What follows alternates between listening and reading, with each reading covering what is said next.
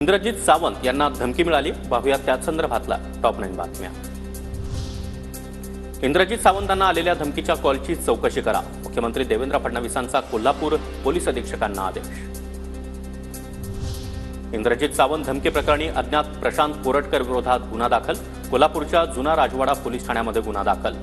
धमकी प्रकरणी मुख्यमंत्र्यांनी चौकशीचे आदेश दिल्यानंतर इंद्रजित सावंत यांचा जबाब नोंदवण्यात आला। जीवे मारण्याची धमकी आल्याचा इतिहास अभ्यासक इंद्रजित सावंत यांचा आरोप। प्रशांत कोरटकर नावाच्या व्यक्तीकडून जीवे मारण्याची धमकी दिल्याचा दावा।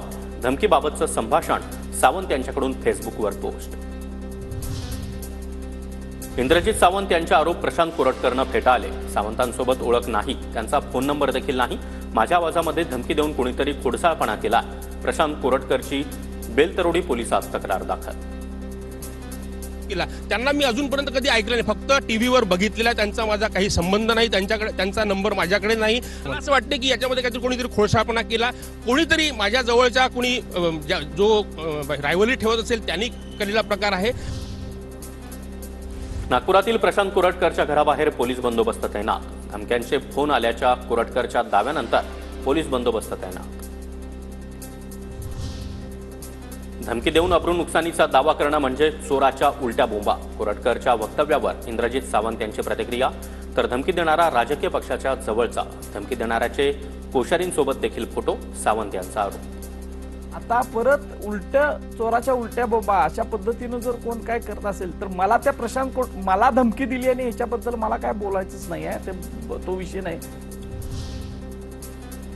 स्वराज्य रक्षक संभाजी मालिकेच्या शेवटाबाबत माझ्यावर दबाव होता।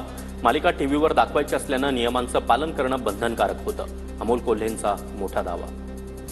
माझ्यावर, माझ्या टीमवर दबाव होता। अनेकांना धक्का बसेल की होय हा दबाव होता, पण हा दबाव नेमका कसला होता? तर आपण एक समजून घेतलं पाहिजे की हा दबाव होता माध्यमाचा। स्वराज्य रक्षक संभाजी या मालिकेमध्ये बलिदानाच्या सीनबाबत कोणताही राजकीय हस्तक्षेप नाही।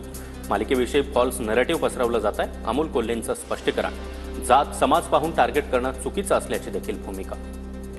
फॉल्स नरेटिव्ह पसरवण्याच्या दृष्टीनं की हे राजकीय हेतूनं करण्यात आलं, हा फॉल्स नरेटिव्ह जी काही मंडळी पसरवू पाहत आहेत सोशल मीडिया ट्रोलच्या माध्यमातून, त्यांना दिलेले सडेतोड उत्तर आहे की